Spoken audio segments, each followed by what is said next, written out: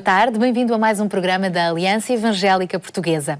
Hoje voltamos a falar de uma questão bastante pertinente, a crise dos refugiados. As migrações são um fenómeno natural que ocorre entre os animais. Todos os anos, os céus são riscados por milhares de aves nas rotas, como o Criador assim o determinou. O fluxo normal de pessoas tem até contribuído também para o desenvolvimento cultural e económico, potenciando a capacidade humana de acolhimento e integração e, de um modo muito especial, tem constituído uma oportunidade para partilharmos também o amor de Jesus.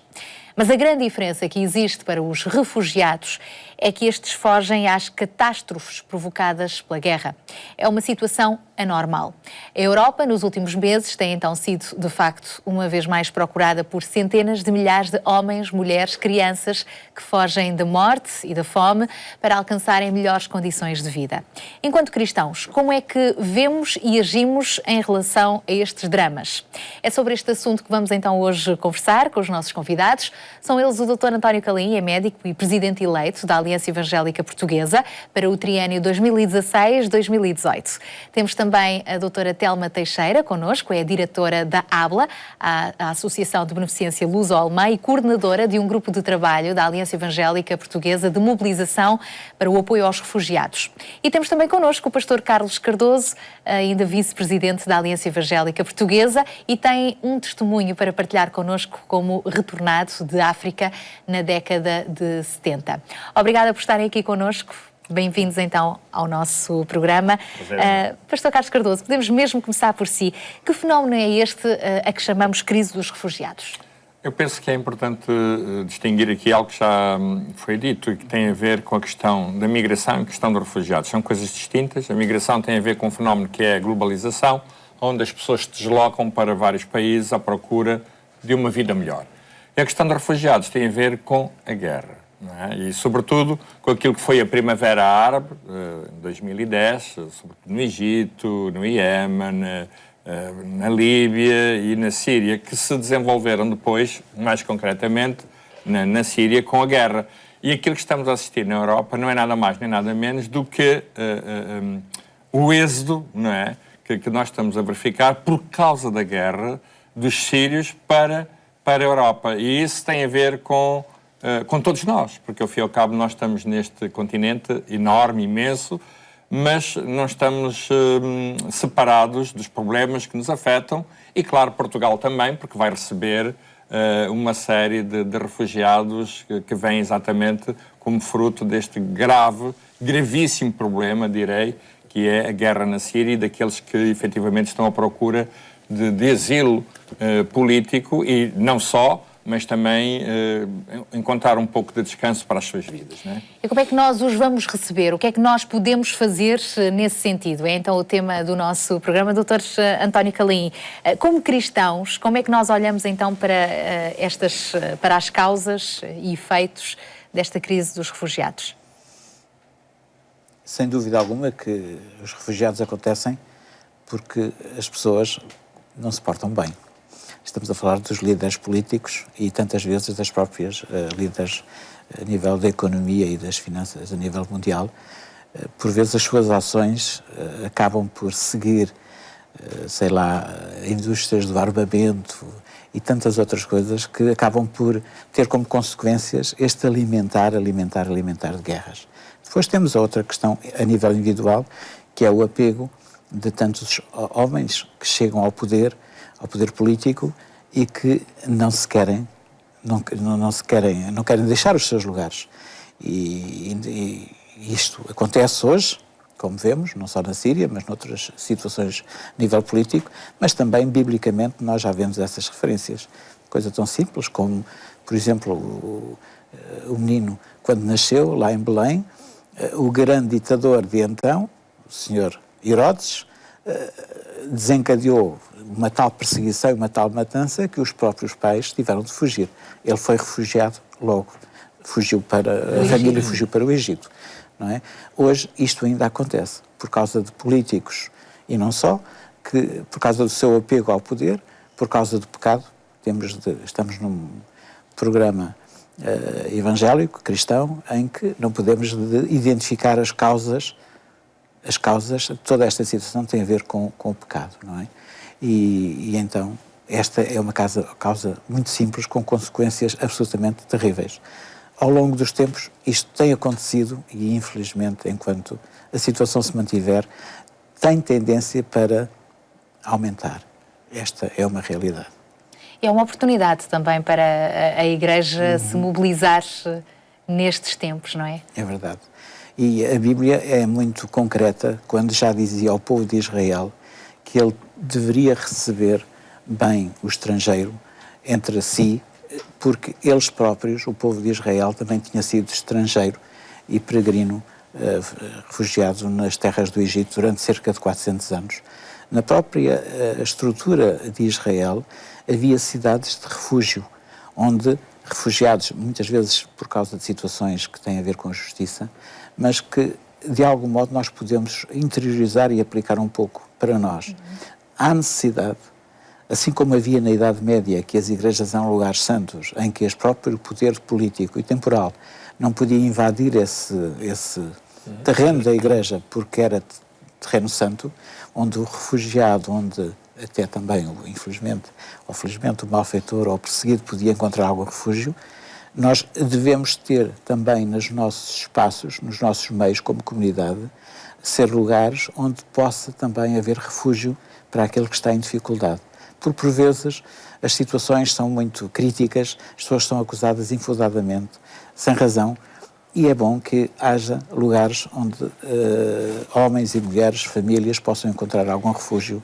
Que possamos ser, portanto, pacificadores, agentes de paz. Pegando também um pouco nestes exemplos que o Dr. António Calinho já partilhou connosco, o próprio Jesus que foi refugiado e as indicações que Deus deu desde sempre para o acolhimento aos estrangeiros, como é que Deus vê então este fenómeno dos refugiados?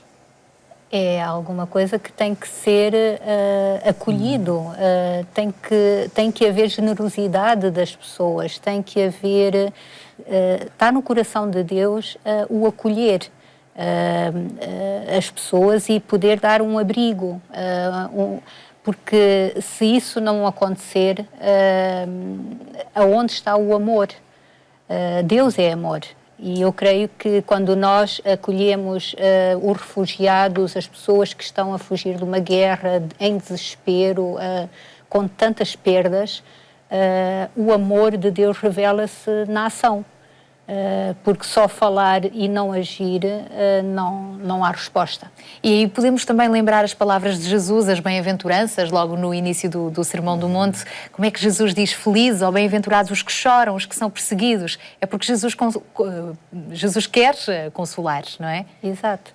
E esta é uma oportunidade para sermos, portanto, agentes de transformação, de restauração na vida destas pessoas. Aliás, nós temos aqui na nossa mesa o exemplo tanto do pastor Carlos Cardoso como da doutora Telma, que já foram, no passado, retornados, não é? Tiveram de sair do seu país de origem.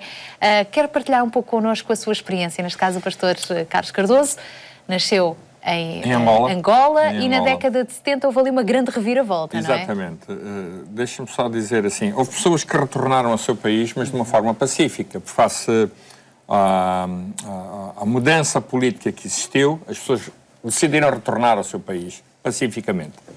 No meu caso, eu não decidi retornar, eu fugi. Eu fui apanhar um barco a 5 milhas da costa, um barco alemão, que inverteu a sua rota para dormir durante 10 dias num porão. Fiz coexistência pacífica com tudo o que era bicharada dentro daquele porão. Tive 10 dias sem tomar um banho. Fui parar ao Gabão. No Gabão tive preso 4 dias porque não havia relações diplomáticas com Angola. E depois foi o governo alemão, o governo francês e o governo do Gabão que negociaram a minha vinda para Portugal. Portanto, eu cheguei, através de todo este processo, simplesmente com uns chinelos, uns calçõezinhos e uma t-shirt em novembro, muito frio aqui, mas muito calor em África. Portanto, eu vim literalmente como um refugiado. Vítima das circunstâncias. Vítima das circunstâncias. Para onde o enviassem? Exatamente, para onde enviassem. Eu cheguei ao aeroporto de Lisboa, não sabia tão pouco para onde iria, e, por sinal, indicaram-me um lugar onde eu poderia receber algum dinheirito que me dessem, juntei-me com outras pessoas e alugámos um táxi em conjunto e fomos procurar algumas pessoas de família que eu tinha na Figueira da Foz. E foram essas pessoas de família que me receberam. Portanto, a minha condição foi mesmo de refugiado. Eu não sabia tão pouco o que ia fazer nas 24 horas a seguir. E, portanto, tem a ver com isso. Não é? Esta é a situação de um refugiado. Não sabe o que vem nas 24 horas a seguir, a não ser depender da generosidade de alguém que apareça, de uma instituição, como eu que fui muitas vezes à Câmara Municipal buscar umas latas de leite ou umas latas de bolachas de água e sal e por aí fora. O que é que contribuiu para que se sentisse acolhido e pudesse, no fundo, recomeçar de novo uma vida em Portugal? Não, a minha família que cá estava foi importante nesse sentido. Né? A minha família foram realmente pessoas que me acolheram. Mas depois, a partir daí, tive que me dirigir a algumas instituições, a Cruz Vermelha, por exemplo, onde eu fui buscar roupas. Não é? Eu não tinha roupas nenhumas, rigorosamente nenhumas, eu deixei tudo. Portanto, eu vim de uma guerra civil. Não é? Eu vim a fugir de uma guerra civil. E, portanto, há todo aí um trabalho até de restauração emocional, é lógico, não é? É absoluto, não é absoluto. Embora tinha uma vantagem, eu tinha 20 anos, tinha aquela força para poder reiniciar a minha vida. E isso foi importante para poder, efetivamente, estabelecer uma série de contactos para eu poder iniciar uma nova vida, uma nova etapa. E nesse sentido, como é que esta crise, esta mudança de planos na sua vida, que não foi algo preparado, não é? Como eu disse há pouco, vítima das circunstâncias, como é que esse problema acabou por ser transformado numa oportunidade de mudança de vida? Olha, Sara, isto teve a ver um pouco com isto. Naquela altura foi uma época em que as circunstâncias políticas eram muito fortes e eu estava muito envolvido também no âmbito da política, mas tive uma crise existencial profunda, não é? Numa busca de Deus, tive essa necessidade, porque tudo aquilo que estava ao meu redor, depois de ver muita gente morrer, muita gente ficar sem família, etc., isso levou-me a uma busca existencial profunda. E até perguntam onde é que está Deus? procurei alguém que me pudesse dar uma Bíblia e deram-me uma Bíblia. E eu encontrei, ao ler o Evangelho de João, eu aí tive algo fundamental para a minha vida. Foi onde eu encontrei, onde eu pedi a Deus que se revelasse à minha vida. Foi através do Evangelho de São João, uma Bíblia que eu pedi a uma pessoa de família e que fui ler a Bíblia. Foi assim. Mas quando chegou a Portugal, portanto, não era tão pouco cristão, nem pensava que um dia ia ser pastor? Não. Nessa altura eu estava mesmo numa profunda crise existencial. Eu nem sequer sabia se Deus existia, se não existia. Eu até estava a fazer um esforço muito grande para que ele não existisse. Mas eu estava a fazer com que eu tivesse mais fé para que ele não existisse do que para aquilo que ele efetivamente era na minha vida, que eu já tinha sido alguma experiência religiosa, católica romana, etc. Mas essa crise existencial levou-me a um aprofundar da fé, uma necessidade de aprofundar a fé. Foi nesse sentido. E essa é também uma oportunidade que nós temos, não é? Para com aqueles que vão chegar junto de nós. É evidente. A doutora Telma também tem uma experiência semelhante, não é? Neste caso, veio de Moçambique, também vítima daquela guerra civil toda, e foi para a África do Sul. Era eu, com 14 anos, e a minha irmã, e os meus pais decidiram, não, no fim destes conflitos, destes tiroteios na capital, isto não pode ser, nós temos que fugir daqui. E fomos para a África do Sul. E aquilo que aconteceu na África do Sul, fomos acolhidos por uma família cristã, evangélica, e que nos acolheu, nos deu, dormimos em sua casa durante alguns meses, ajudaram-nos a integrar a escola, ajudaram-nos a tratar da documentação, ajudaram-nos a arranjar casa. Os meus pais entraram para uma escola para aprender o inglês. Porque nós tínhamos que aprender o inglês e o africano. Uhum. Nenhum de nós tinha tido ainda essa relação. Tínhamos com o francês, mas não com o inglês. E tudo isso foi a forma de nos integrar. E eu recordo-me que no próprio liceu para onde nós fomos, havia uma turma só mesmo para as pessoas que estavam como refugiados de Angola e de Moçambique, para aprender o inglês e o africano. E todo este trabalho da comunidade foi muito importante, porque conseguimos integrar. E só anos mais tarde viemos depois para Portugal, já por uma opção também de família, mas foi muito importante este acolhimento, este carinho que nós recebemos desta família, que não só nos acolheu a nós, mas muitas outras naquela altura. Eu estou aqui também a perceber pela expressão do Dr. António Calaim que este reviver de histórias no passado também está a fazer recordar provavelmente do outro lado. Esteve em Portugal envolvido também no acolhimento de retornados por esta altura, não é? Através da Igreja Evangélica de Sintra. Sim, eu diria não só da Igreja Evangélica de Sintra, mas acima de tudo também ali da Aliança. A Aliança Evangélica Portuguesa, que mais uma vez se levantou. Teve, com a boa ajuda da Aliança Evangélica Holandesa, teve o apoio não só para a compra, por exemplo, das instalações que temos atualmente, mas também através, e dos suíços também, com o envio de muito queijo, muito leite, muita roupa, muitos contentores, caminhões, contentores vieram carregados, e tínhamos alguns irmãos de diferentes igrejas, que se disponibilizaram imediatamente para ajudar. Lembro-me, na minha faceta agora como médico, de lá em Mem Martins, no Algueirão Mem Martins, que era onde eu vivia, ser chamado muitas vezes para ir atender situações, enfim, de doença.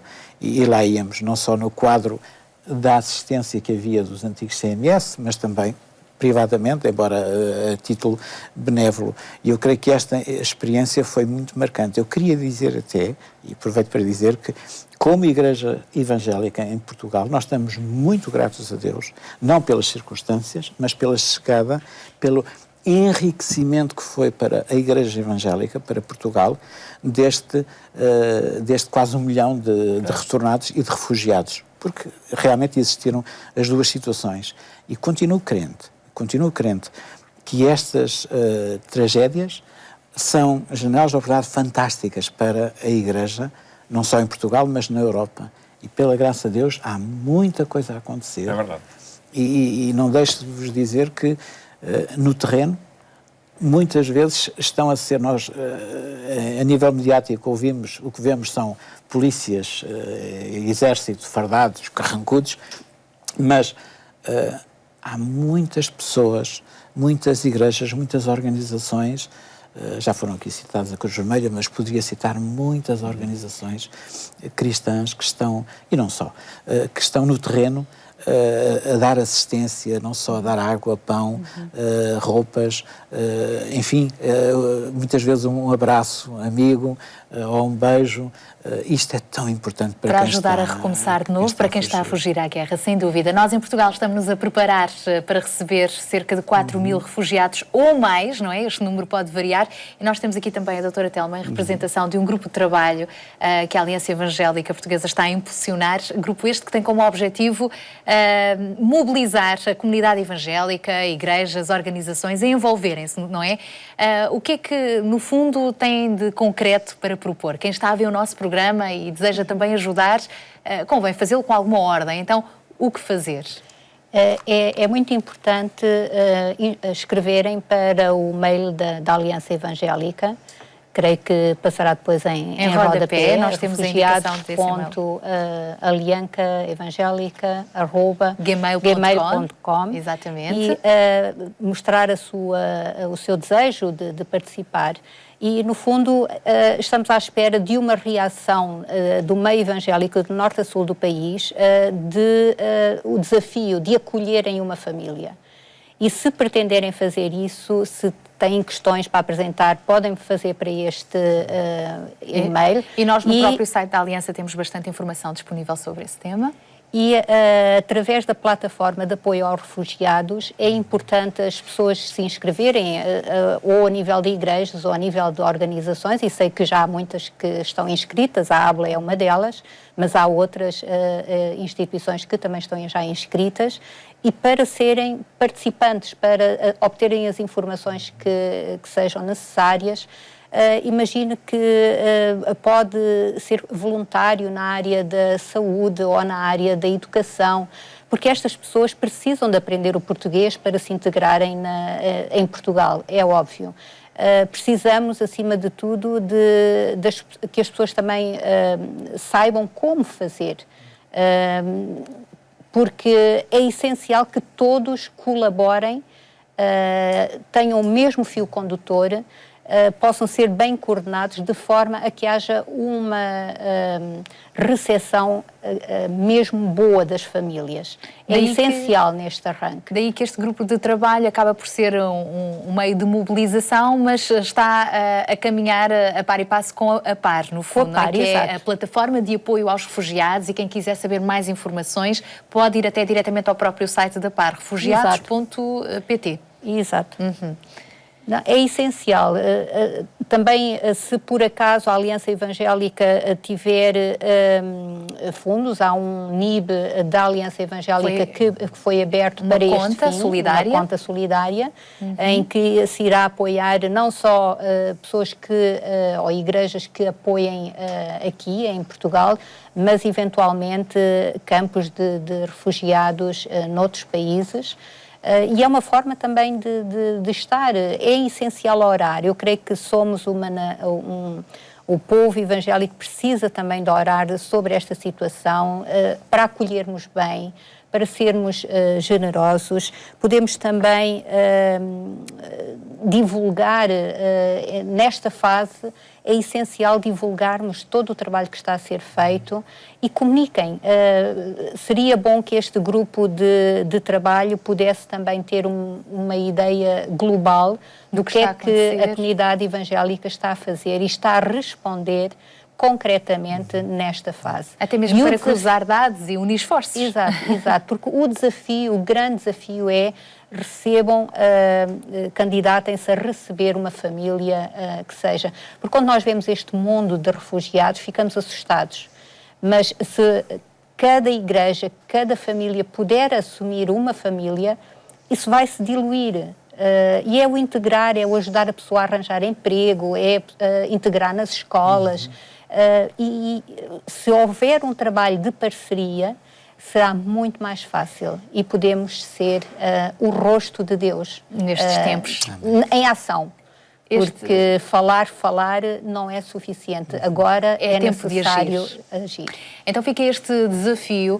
Se quiser saber mais informações e poder também entrar em contacto connosco no nosso site, aliancaevangelica.pt, tem então mais informação sobre este grupo de trabalho e é isso mesmo, é tempo de agir, é tempo de nos mobilizarmos. Estamos quase a terminar o nosso programa. Pastor Carlos Cardoso, em que medida é que a chegada destas famílias podem ser mais do que uma crise, uma oportunidade de esperança?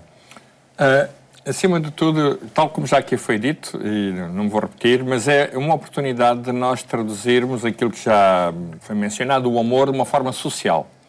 O amor é algo que tem que ser visível, não pode ser uma coisa subjetiva, e nós, como uma comunidade de fé, temos que criar também um ambiente e um espaço de amor onde as pessoas possam sentir-se acolhidas.